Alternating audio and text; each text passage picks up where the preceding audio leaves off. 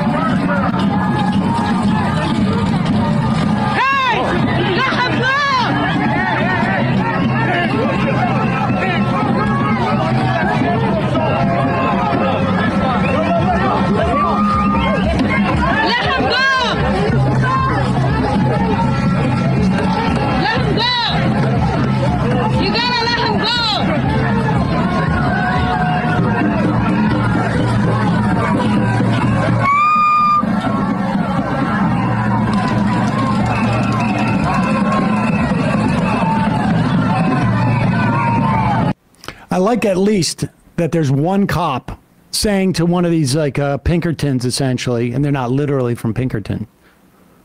I don't know what security firm they're from. Like, hey, buddy, just because you're security does not mean you get to physically assault people. That's for us. Yeah. We're the physical assaulters. But some of them, like, I just don't understand how. I get it. They're security. They don't get deputized to be able to beat up people. I mean, but I feel like there's a lot of private security that does that stuff. I mean, of course, that happened like by it's a weird thing to remember, but like the Wembanyama security like hit Britney Spears when she tried to say hi to him or whatever. Yeah. It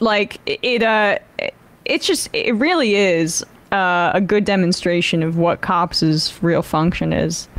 To protect property, without a doubt, to protect capital. Well, that's when people ask, like, on a hypothetical reason, like, why aren't cop unions part of the labor movement? It's like, if they start acting like part of the labor movement, then we'll accept it as part of the labor movement. But typically, it's opposed to it. But there's this stuff going on with the APSA conference, and a lot of justifications for folks. It's I believe a psychology conference. I don't know if you can look that up, Bradley, but like a conference going on, and people are saying things like, it's privileged to be able to not cross a picket line, like, because people like, and like the way this. Those who are able to cancel, please. Who's saying that? Well, one of the people who's crossing the picket line. Oh, how convenient. It's the American Political Science Association. Please be aware that it takes privilege to stand in complete solidarity with workers, which I would just say is why, like, wait, I don't. What? Yeah, that's why I don't care about privilege discourse. I'm not quite sure about that. I mean, do they want to put the hardship that they're going to go through versus the people who are actually on the picket line?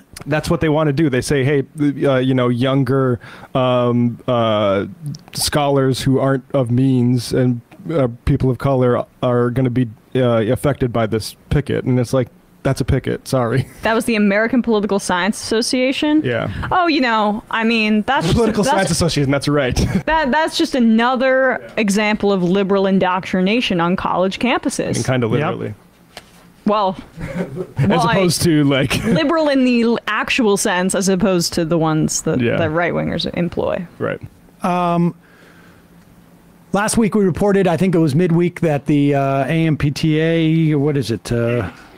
AMPTP had said they want to sit down and have talks with the WGA, and apparently, absolutely, F all came out of that.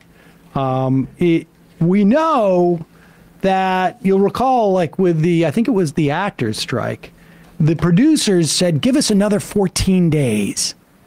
Maybe it was 12 days. past the deadline to work this out. And it turns out that they just basically were waiting so that they could get enough promotion for some of their summer movies. So For you're not Barbie allowed. and Oppenheimer. It wasn't just for Bobby and Oppenheimer, but it certainly in part was a function of trying to get some of their summer movies to get promotional stuff. You need the actors to come out on when they're striking. They won't do it. And Barbie just made $1 billion, so enough money to pay the actors and writers. 3 times over. Yeah. Practically.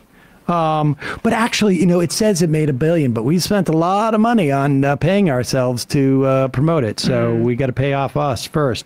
Nothing came from that WGA meeting with the ATMP. But here is Adam Conover, who was on the program a couple of weeks ago, talking about some of the things that, like, for instance, Universal attempted to do to stop them from picketing. They don't want people in LA to know that this is going on. As soon as we started striking and we started picketing here at Universal, they started breaking up the sidewalk so that we couldn't move from gate to gate. It was very dangerous. We've picketed like this for 3 months. We got a petition with 26,000 signatures insisting that Universal add sidewalk safety features. And you know what? They conceded. They are finally adding those because of the solidarity and power that our members and captains and lot coordinators showed. And we're out here today celebrating that. I mean, they didn't want to put the sidewalks in, not because of the expense, but because, you know, they didn't want us to be able to picket. They hate picketing. They wanted to make it as hard for us as possible. So as soon as we started out here with signs, they said, let's tear up the fucking sidewalks, right? They did it on purpose. But, you know, first of all, it's not legal to do that. It's union busting. And second of all, you know, we're not going to let them. We brought public pressure to bear because they didn't just hurt us. They hurt everybody. They hurt people who live in this area who just need to walk down the street. And so we, you know, we're not going to let them do that. And we won, just like we're going to win the strike overall. I mean, if we don't win, then we're not going to have careers to go back to in a couple years because the companies are trying to turn our careers into gig work. They're trying to end writing and acting as viable middle-class professions in America. And we're not going to let them do that. And we're out here on strike to make sure that they don't. And that's really empowering when you know that you need to show up to save your job, you do it. And that's why you see hundreds, thousands of people on our picket lines every single day. I will say also just that last point about, you know, I've seen people say they're not middle-class workers. I know electricians and plumbers who make an incredible amount of money because, I don't know, they turned it into a business. They ended up hiring a bunch of other plumbers and electricians. I mean, I also know electricians and plumbers who make a solid sort of like working class amount of money. It is a similar dynamic in the context of writing and acting. It's not hard to find people who are in your favorite show 6 months ago now driving a Lyft or having to work, you know, other gig jobs. It is not, and certainly it's not the money that it was 30 years ago. When I was in it, there was a lot more money associated with it. If you saw somebody on TV for an extended period of time, they would have money for a while. It is not like that anymore.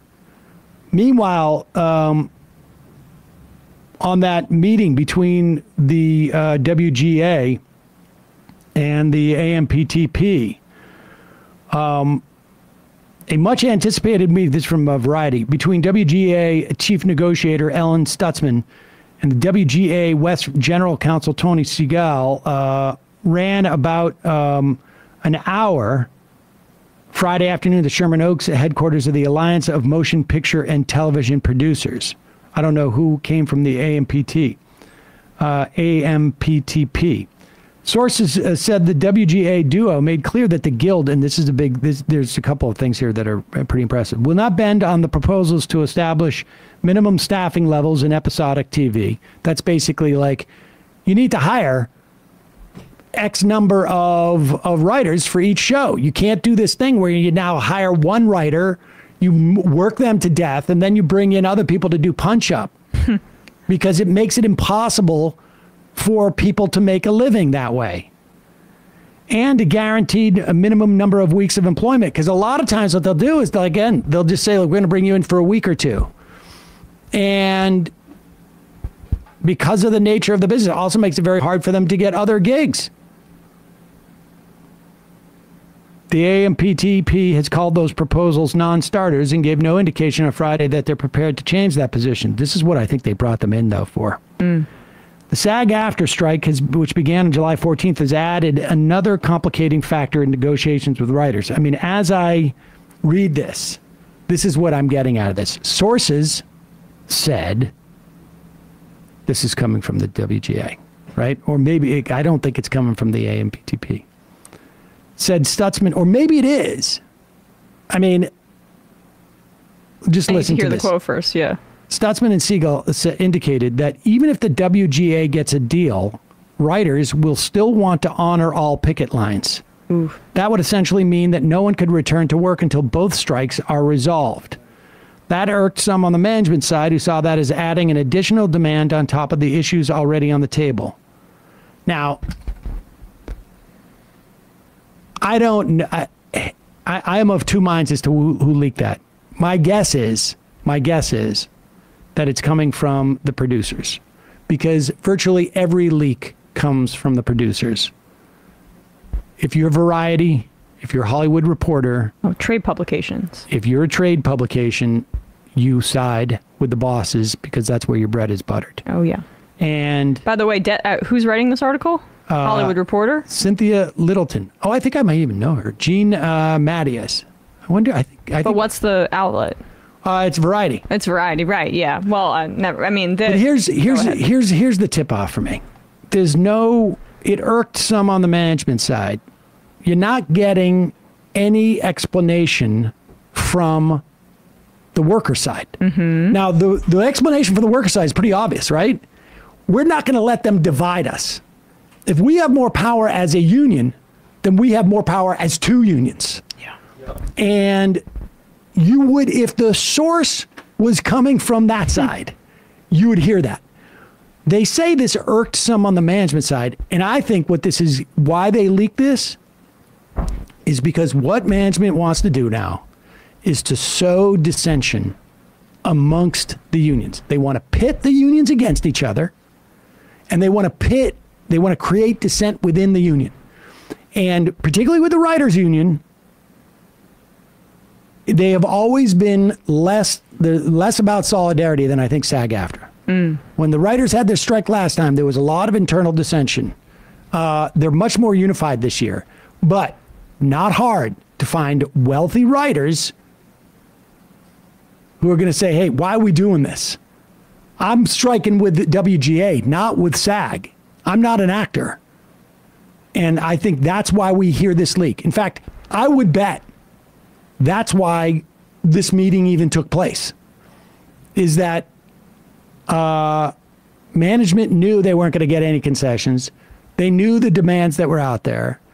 They wanted to create a reason to be able to leak this. The thing that hopefully holds it together, too, is the fact that the demands for the writers and the actors are so similar in that it does come down to residuals, right? As one of the central claims or central demands. So hopefully that is able to bind them together in a way that you can resist this kind of external pressure. I don't know. I mean, this is, just to be clear, when you get these things, and it's always going to be the AMPTP that is leaking, it seems to me, always. Because the union is pretty straightforward with what they want. And, the union doesn't have the information. When they meet, they don't meet, they don't know whether Warner or Sony has this agenda or that agenda. They don't know how that all shakes out per se. And they know that they're not getting that information, and they're not going to put it. And frankly, Variety's not going to leak it. And so this is all about striking at the solidarity amongst the writers to try and pry them apart from SAG and to basically use the leverage. I mean, it's basically a wedge. The contrast between those two clips shows kind of why Capitol wins legally, is just legally preferred. So like you have this famously, the writer's strike, there was those trees that were cut down, right? Like and Los Angeles has fined Universal Studios for that. They fined them $250. Whereas you hear like all these other strikes of like whether the security people beaten up, but like the John Deere protesters, like you can protest here, but you can't protest there. And if you protest there, then we're going to sick people with batons on you. And that's why Capitol wins, because these sorts of, like, the legal system prefers it.